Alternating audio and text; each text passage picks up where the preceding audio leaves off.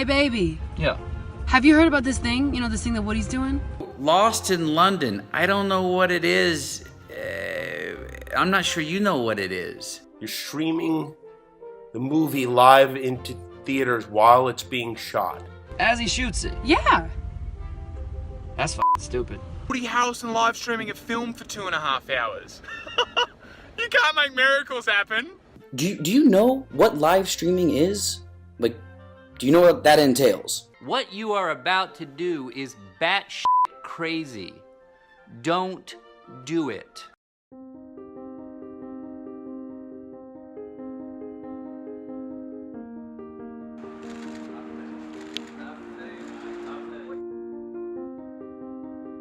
This show is one radio camera. If that goes down, we don't have anything. To say I've never done anything like this before, no one's ever done anything like this before, I don't think, not live. There's a reason it's never been done, you know, nobody's ever been this idiotic. You just got to do it, haven't you? You just got to dive in and enjoy it. It's going to be a hell of a journey.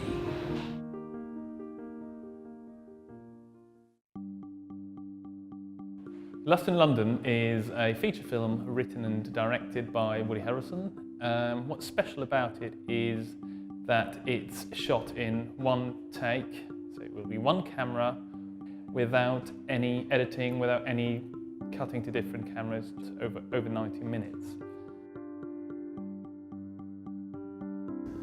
Somebody had the bright idea to show the last take live, and that's where we got involved, to produce live pictures from the camera as it moves through the various film venues, in and out of vehicles and through the streets of London.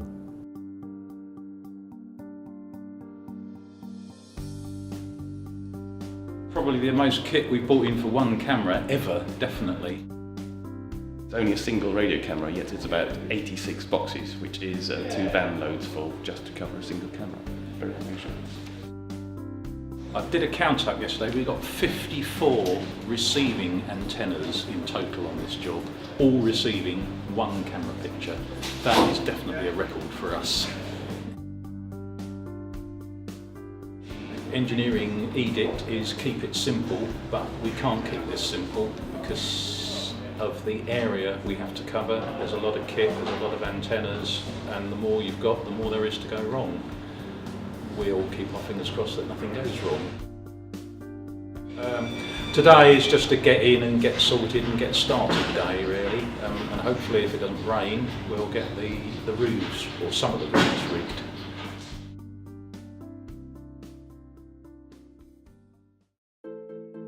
We had to roll out quite a lot of RF equipment. We've got antennas on rooftops, hidden behind curtains in restaurants, backstage at the theatre. The interior venues, the set locations are relatively straightforward to do individually. It's just a camera moving inside a building, which we do a lot. It starts in a theatre, moves into the street, to a restaurant, then into a vehicle where the principal actors drive to a nightclub.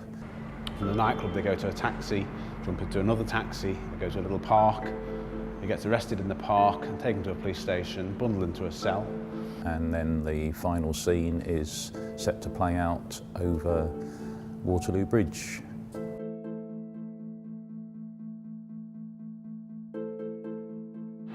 The bits we haven't got sorted yet, which could go wrong, are access to a couple of building rooms where we will have receive sites for the action that takes place outside. That access is still to be arranged, and this weekend we are supposed to be rigging those roofs. So I'm hoping that that will get sorted. It's going to be key to it. That's my number one worry at the moment.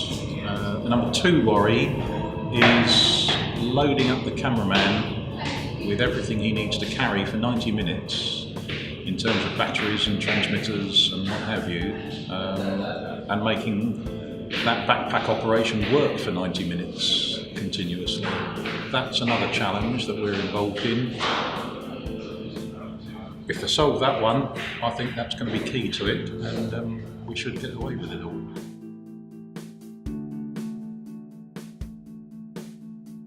The exterior scenes, in particular those where the camera is travelling in a vehicle, is a little bit more complicated. So the camera will be, say, in the taxi, transmitting to our chase car, which is following, 20, 30 metres behind. And rebroadcasting at a higher power to various rooftop locations. So those rooftop locations, plus all the received positions inside the various sets, all need to be linked back to our master control point. And we have a complex switching operation that selects the appropriate receivers and the appropriate antennas in an attempt to provide continuous coverage for the 100 minutes of the live take. I mean, we're looking at all options here. Yeah, the antenna there is not the issue. It's because we've got to be able to see the roof of this building here. So we can put antennas, if we can, this looks like a handrail there, looking down, and I'll slide back to CSM roof, and then obviously some cables around to here to look around where the orbit goes round, and then down to Waterloo. Should we have wander down? I think we should. This top end of the street I'm not too worried about. I think it'll be absolutely fine. It really is, it's the Waterloo Bridge. See, that roof up there probably will see the dome and probably see the CSM. And I think standing on this corner, even going back slightly, we'll see Waterloo Bridge down that way, and that building slightly lower, so hopefully it'll actually give us quite a good line of sight down there. So I think we've got to try and get on this route. Everything's got to be meticulously planned as much as possible.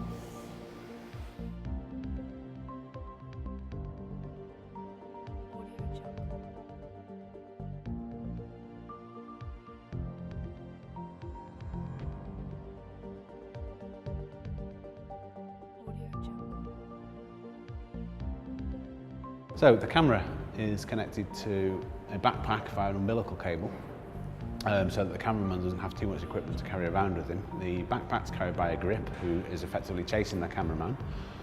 In the backpack we've got batteries to power the camera transmitter and various other bits of equipment. We've got audio receivers. We've got 4 of those which go into our transmitter. We've got the video signal from the camera which goes into our transmitter, and all of that is then transmitted and received by all the antennas.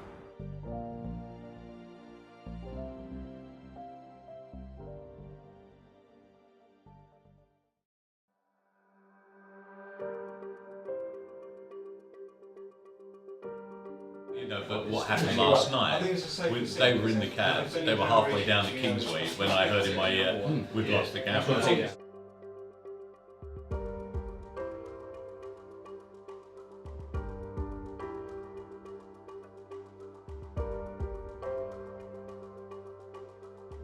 Well, we have some good news anyway, but we know what the cause of the failure was last night.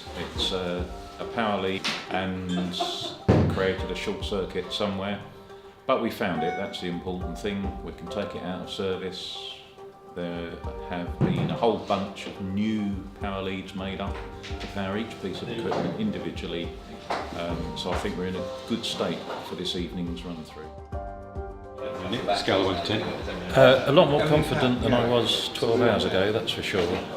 Really, because we found the source of the problems, we've got solutions for them. We've already done 2 virtually complete run-throughs which were seamless, so I don't see any reason why we can't repeat that. Don't snigger. Edit well, that. Edit that bit out.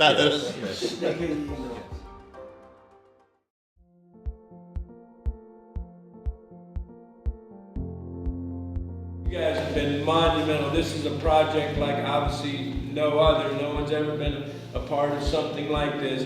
But now, after all your hard work, everybody here has worked their ass off and a lot of sleepless nights. Tonight is the night.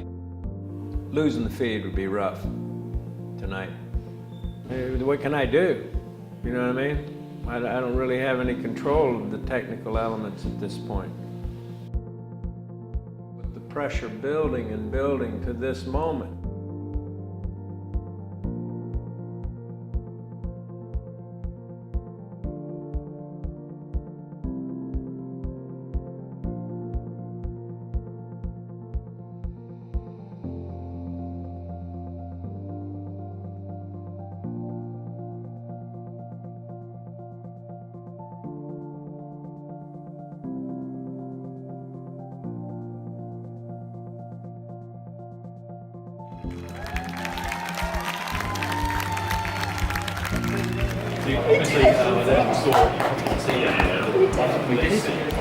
What, you did it? I didn't. Yes. We all did.